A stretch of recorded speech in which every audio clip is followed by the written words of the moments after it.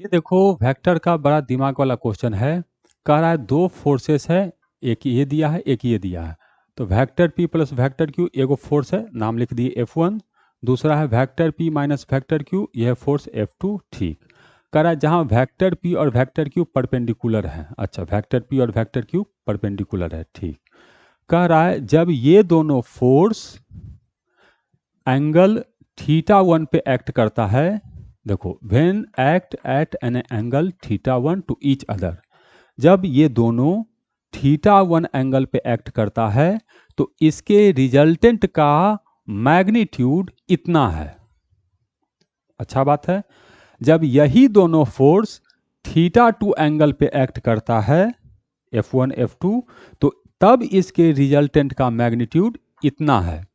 तो बताओ θ1 बड़ा होगा कि θ2 बड़ा होगा, पहला ये स्टेटमेंट है। और फिर कह रहा है कि θ1 60 है, θ2 90 होगा, ऐसा होगा। तो हमें चेक करना है। ठीक, कैसे करेंगे? क्वेश्चन है दिमाग वाला। देखो वेक्टर p और वेक्टर q परपेंडिकुलर है, तो अगर मैं F1 कैलकुलेट करना चाहूँगा इस वेक्टर का मैग्नीट्यूड, तो ये होगा under root p square plus q square. बिल्कुल। जब इसका मैग्नीट्यूड कैलकुलेट करना चाहेंगे F2, तो ये होगा हम लोग को, ये भी परपेंडिकुलर है तो ये भी आएगा हम लोग को under root p square plus q square. अच्छा, तो इसका मतलब दोनों वेक्टर का मैग्नीट्यूड सेम है। अब यहाँ पर रिजल्टेंट का फॉर्मूला लिखते हैं θ1 के लिए।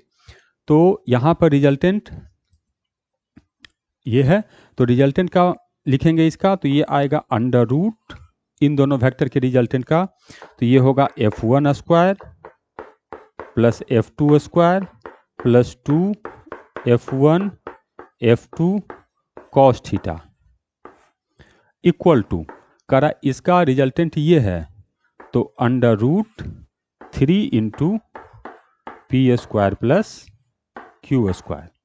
यहाँ से हम लोग को थीटा का वैल्यू फाइंड करना है। कैसे करेंगे देखते हैं।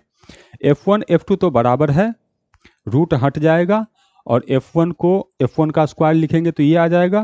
तो यहाँ से जब इसको सॉल्व करेंगे तो देखते हैं क्या आता है। देखो करना कैसे है, ये F1 है ना, इसको पुट कर दो, F2 इसको पुट कर दो, और यहाँ से तुमको थीटा का वैल्यू आ जाएगा। अब मैं कैसे कर रहा हूँ वो देखो, ये हो जाएगा तो P square plus q square, और ये दोनों एक ही चीज़ है तो डबल कर देंगे।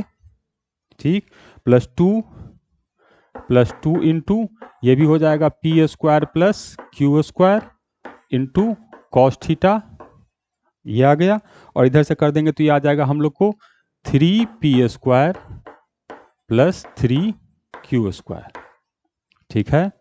अब यहाँ से 2p स्क्वायर 2q स्क्वायर है, उधर जाएगा तो ये आ गया 2 into p square plus q square into cos theta equal to, इधर बचेगा हम लोग को p square plus q square. तो ये तो कट गया, तो कॉस थीटा आ गया हम लोग को 1/2, तो ये थीटा आ गया हम लोग को 60 डिग्री। इसका मतलब ये वाला जो एंगल है ये हम लोग को 60 डिग्री है। चलो एक का तो व्यवस्था हो गया।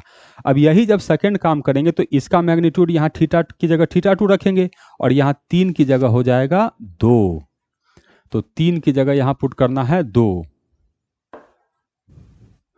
तो जब 2 पुट करेंगे तो इधर से करेंगे तो इधर आ जाएगा हम लोग को 0, तो ये आ जाएगा कॉस थीटा आ गया हम लोग को 0। इसका मतलब थीटा है हम लोग को 90 डिग्री। तो θ2 है हम लोग को कितना डिग्री? 90 डिग्री।